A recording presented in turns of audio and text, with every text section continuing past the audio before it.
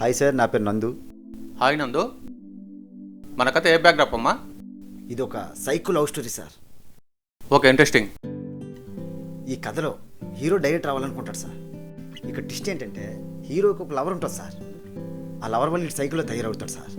ఒకరోజు ఫుల్గా డ్రింక్ చేసి కసితో ప్రొడ్యూసర్ గారి దగ్గరికి వెళ్ళి కసి చెప్తాడు సార్. వాడి గర్ల్ ఫ్రెండ్ గుర్తు రావడం వలన మళ్ళీ వాడి సైకోయిజం గుర్తుకొచ్చి ప్రొడ్యూసర్ దగ్గర ఉన్న లైసెన్స్ రివాల్వర్తో హీరోయిన్ క్యారెక్టర్ కోసం కొంతమంది అమ్మాయిలు ఆడిషన్కి వచ్చారు సార్.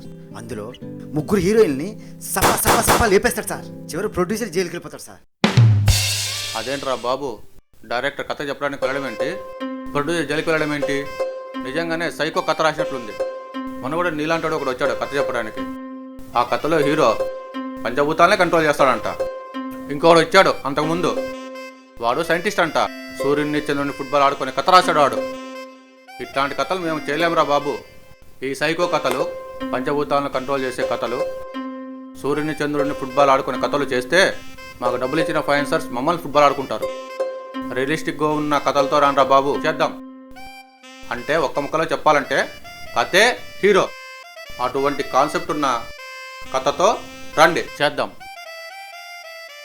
సరే సార్, మంచి కథతో వస్తా. ఓకే, ఆల్ ది బెస్ట్ నందు. Thank you sir. ఏమి కథలు రా బాబు, ఇంట్లో చచ్చిపోతున్నాం. ఇటువంటి డైరెక్టర్లను నమ్ముకోలేం. ఈ మధ్య ఏంటో మా టైం మాకే అర్థం కావట్లే. అరే బాబు సార్, కా రెడీ అయ్యమ్మా. మన పూరి గారిది స్లమ్ డాగ్ రిలీజ్కి రెడీ అయిందంట. మనం పోయి అడ్వాన్స్ ఇచ్చేద్దాం మన సినిమాకి. Okay sir.